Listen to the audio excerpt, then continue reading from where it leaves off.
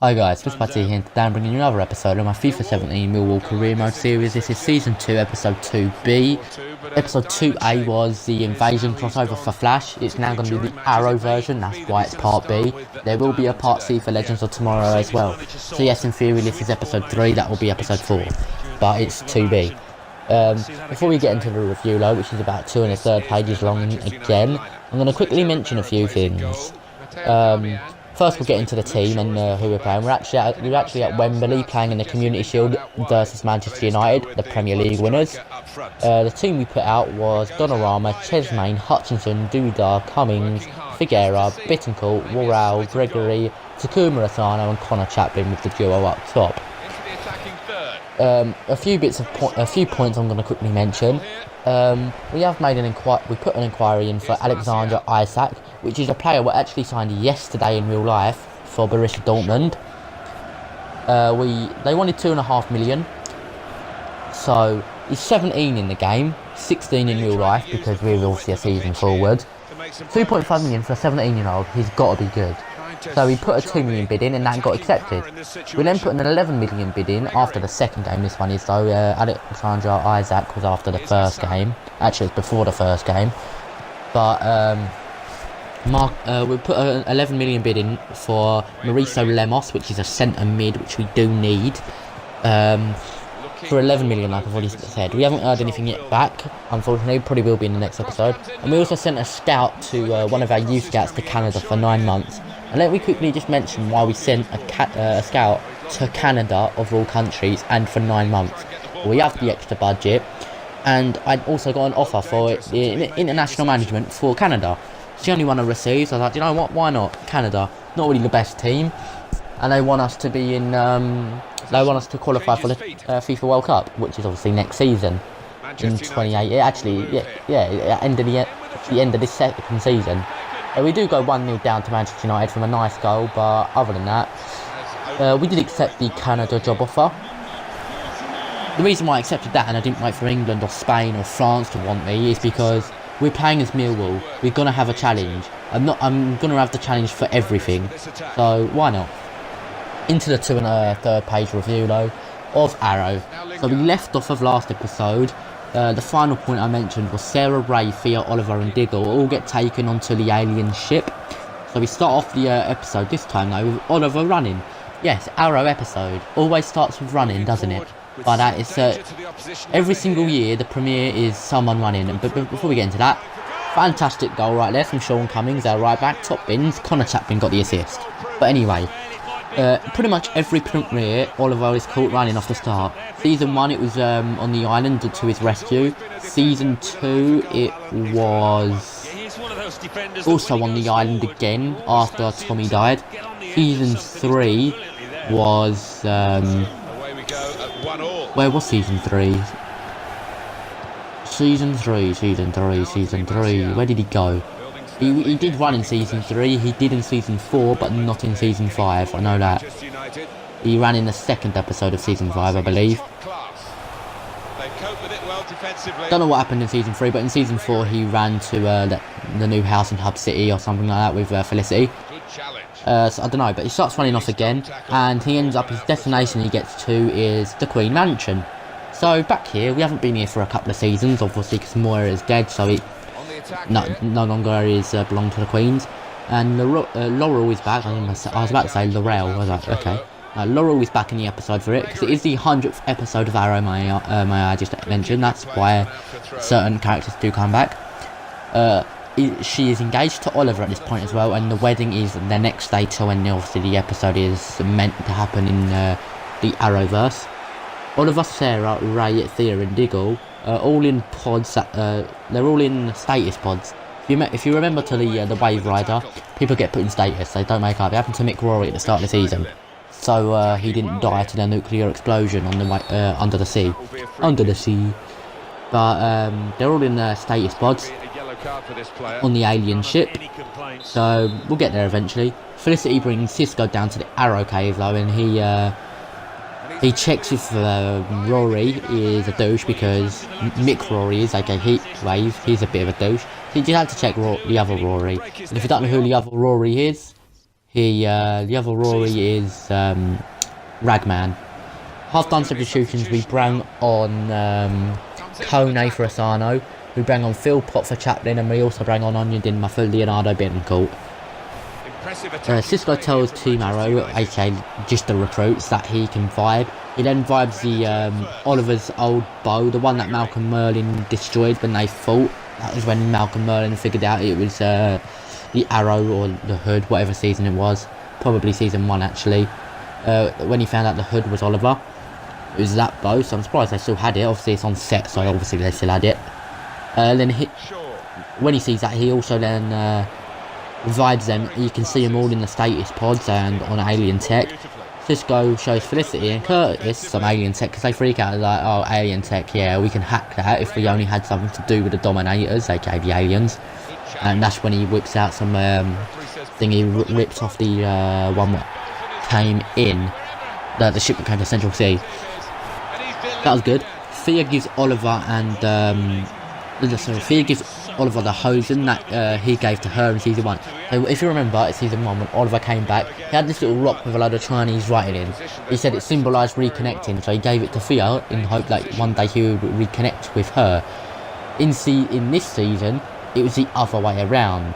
It says, so Thea gave it to him. So that was a good touch, I reckon. Robert and Moira Queen make their appearance back in. Obviously, they are both dead in the usual way, but yeah, they're both alive in this episode. But yeah, so Robert Queen. If you remember how he died, he shot himself, and he had, and Moira got stabbed by Slater Wilson, aka Deathstroke. But they are back in the episode. Oliver gets Laurel a necklace. In the past, obviously, since they got into this new reality, they didn't know about it. And Laurel says it's a canary. Like Sarah's like, what is it, a bird? She goes, and Laurel goes, no, it's a canary. And Sarah gets a little bit of a memory flash, and doesn't know what it is. She didn't see anything, but she just recognises something. She recognises the word canary. Obviously, she is the white canary, and Laurel was the black canary. Obviously, Sarah was originally the black canary as well. So that's decent. Robert Queen. I keep saying Queen. Robert Queen is also almost the mayor of Star City. I'm not sure if it was Starling City in this episode. I'm just going to assume it's still Star City. And he mentioned, or Oliver mentions, that Walter could be a good pick to be head of Queen Consolidated, because Oliver doesn't really want to do it. We did just go 3-1 down. Fucking hell, I missed the second goal in the Community Shield, so unfortunately we did lose the shield, but oh well, not the end of the world. Then Robert Queen also then mentions that if Oliver doesn't take on the family business, then they'll be forced to sell it to Ray Palmer. Obviously that's a good touch as well, since that did happen. Oliver sticks up to for Robert, so his dad, to a gunman that comes out of nowhere, asking for watches and wallets, but then the Hood shows up. I did originally write down the Green Arrow, but it was then revealed later in the episode that it was the Hood. So it's throwback to season 1 times, so it should technically be still called Starling City. Oliver gets called a hero, but Robert then starts getting memory flashes of the Queen's Gambit going down, and he then sees Robert die again, and then he has the last memory of Laurel. So, well, his last memory of Laurel, he gets that as a flashback as well. The future tech that Cisco gave to Curtis and Felicity then explodes, so they can't really get anything off of it, unfortunately. Captain Lance and Oliver seem to be best friends in this new reality, obviously, because Oliver is getting married to his daughter, so he turned out to be a decent lad. And then Oliver then sees the picture of the Hood that he gave to Lance in the first season, in the first episode, and gets a memory flash of Lance in season 1 with all his hair, yeah, he doesn't have it anymore, pointing a gun at the Hood, which was him, so Oliver. So he gets a memory flash of that, so he starts to realise shit. And he then goes on a little mission. Felicity notices that Cisco, this is Felicity in the actual time, she notices that Cisco is being a bitch towards Barry, but never mind, that is the wrong sheet of paper. Brilliant, I need to find the other sheet real quick. Is it this one? Please be this one. No, it's not that one. Please be this one. Yep, it is this one. Sorry about that. I was like, no, I remember saying that in the last episode. Oliver gets to the campaign office, the one where Sebastian Blood set up, and then the one he set up when he was running for mayor in the fourth season. He goes there, and then he goes there after having the memory flashes of it, and then finds the secret elevator button, and then goes down to the secret layer. Ray thinks he recognises each other. Okay, nice one. Nice words. Ray thinks he can recognise Sarah and vice versa. That's what I meant. Because he's getting when they get introduced, they just get memory flashes of Legends of Tomorrow together. So that was a good touch again. Literally bringing in everything in this episode. It was brilliant. Felicity then. Felicity in this alternate time version is still in command over the hood, which in this time is John Diggle, unbelievably. People probably could have guessed it, but I'm a bit clueless when it comes to it. I just watch it. Diggle then knocks Oliver out, and then when Oliver wakes up and Diggle decides to start strangling him because Oliver's rich. He's like, yeah, you've got everything, fuck you, I'm going to strangle you, because he doesn't even remember him. But then Oliver gets countless flashbacks and tells him that John he knows who John Diggle is, really, Oliver, because he keeps getting memory flashes of him. And then John drops the hood to reveal himself. The recruits then in the real timeline meet Flash and Supergirl. Wild Dog gets pissed because he doesn't like metas or aliens and gets hit with alien tech. He gets obliterated once by alien tech. We are into the second game, by the way, which I didn't actually mention, and I've got to get through this review quick since there's not very long left. We're in the EFL Cup at this current time. We are 1-0 down as well. We just conceded. The team he decided to put out, though, was... I read Donnarumma, but it wasn't. It was Andrew Ayew in goal. Martin, Webster, Dewey Dar, Romeo, Handyman, Leonardo Bittencourt, David Worrell. In Cam, we did have Greg Wild, and we had Takuma Asano and Mamadou Kone up top. Anyway, where are we?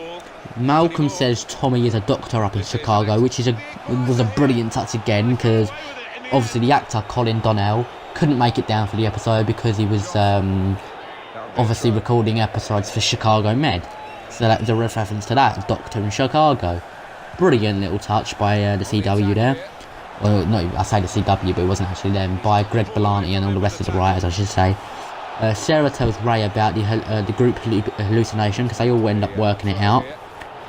And did I miss something? I did. I missed the whole section. Wow. Thea remembered, Thea starts talking to her mother, so Moira Queen, and then she gets a flashback of seeing her get stabbed in the heart. Deathstroke comes out of nowhere while John and Oliver are just talking, and Deathstroke fights them off. They get them both on the Deathstroke gets them both on the floor, about to kill Oliver, but Sarah comes out of nowhere, does some crazy shit, and stabs them. But that's in a minute, actually. Sarah then says to Oliver before that, you're lucky I'm not a trained assassin or anything. And then Diggle visits Oliver and then talks about smoke technologies, because he's getting the memory flashes and then decides to believe of Oliver. He drew a picture of a Dominator. That's the last thing he can remember. The time they're in is a world that where Oliver didn't get on the Queen's Gambit. That's good. And then Deathstroke appears. I went too far ahead of myself. Fights on Roller. Sarah saves them both and all that shit. There we go. Sarah tells them about the shit, or then the two, Diggle and Oliver, tell Sarah about the hallucination. Then she remembers the whole group fight outside of the Star Labs. They figure out that smoke technologies is the exit. Flash saves Wild Dog, and Flash and Supergirl, too many hands, bang the woman with the tech to receive it from him. Then it was a reference to Chicago Med. Fucking hell, I got so far, I don't know what I'm doing. Sarah tells him about the group hallucination. There we go, what to do, already said it. Oliver tells, yeah. I think I need to learn to read in order. Unfortunately, I can't. Oliver tells Rob... why am I saying tells? Oliver hugs Robert and Moira, his parents, one last time before leaving for smoke technologies to get to the real timeline. Thea wants to stay in the new world and changes her mind very quick. She doesn't want to lose her family, but she decides to have a cheesy line and goes, like I said, I can't lose my family. She says that to Oliver. It's a bit of a cheese line, to be honest. Then there's a massive fight scene. It's Oliver versus Deathstroke, Sarah versus Damien Dark, Ray versus one of Deathstroke's army, John Diggle versus Andy, so his brother, and then Thea versus Malcolm. Thea beats Malcolm with a sword. She takes a sword and stabs him. She then takes his bow and an arrow, shoots it in the air for Sarah to catch. Sarah then stabs Damien Dark. John kills Andy but gets shot by Andy at the same time. So John shot Andy once, and as the second bullet got come out the gun, Andy shot as well and hit John. Oliver receives, or Ray shoots the Deathstroke geezer after picking up Andy's gun, and Oliver gets the bow from Thea and shoots Deathstroke with an arrow in the eye. So like I said, great touches. I need to speed through this. We've got a couple of minutes. I'm on the last half a page anyway, I think. Yeah, half a page. Let's get into this really quick. Laurel shows up, but Sarah and Oliver say they have to go, and the five make their way to Smoke Technologies building. The first four leave, other than Oliver, because he turns around and then sees hallucinations of everyone, including Tommy and Roy, so two of the dead. Yeah, Moira was there, Felicity was there, so was Robert, but Tommy and Roy were good touches. He then leaves through the portal, and they all come out of the status machines. Team Arrow and Cisco figure out that they're in space on the ship, and Ray leads them into a bunch of the Dominators, but Oliver, he's just Oliver, isn't he? He picks up an alien weapon off the wall and kills all of the aliens. Oh, he doesn't kill them all, he knocks them all on the floor. They all then make their way to the jump ship of like loads of alien jump ships, the one that we saw fall into Central City. Well, not that exact one, but a replica roughly. Thea gets on the jump ship moving, but they don't know how to control it. And about I'm just gonna guess 100 more jump ships with aliens came out and decided to attack them. I was about to unleash a solid shot, but then the Wave Rider comes out of nowhere and picks them up. And then disappears. Hayward then tells them that the Weird Party on Earth saved them, so the Nerd Party, sorry, not the Weird Party. And he figures out that they took them 5 because they're not metahumans. Ray remembers a phrase the Dominators said, and Gideon translates it to the weapon is nearing completion, and that the mothership is heading straight to Earth. And that is the end of the episode. It gets then put over to Legends of Tomorrow, which I'm about to go watch and then review. But half-time substitutions that I didn't mention, by the way, was O'Brien came on for Wild, Thompson came on for Handyman, and Anya Dinma came on for Warao. I will quickly just ruin the rest of the episode since we've got 1 minute and 7 seconds left. We do end up winning this game 2-1 with a 90th minute goal from Anya Dinma. It was a brilliant goal and assisted by Kone. The goal we scored was actually scored by Kone and assisted by Bittencourt. So Kone could be our star player. So that's that. The next episode consists of a Brighton game, so if you did enjoy this video, be sure to smash the like and any suggestions you have, put them in the comment section down below. If you do want to see more of this content, subscribe to my channel, turn your notifications on so you know when I upload.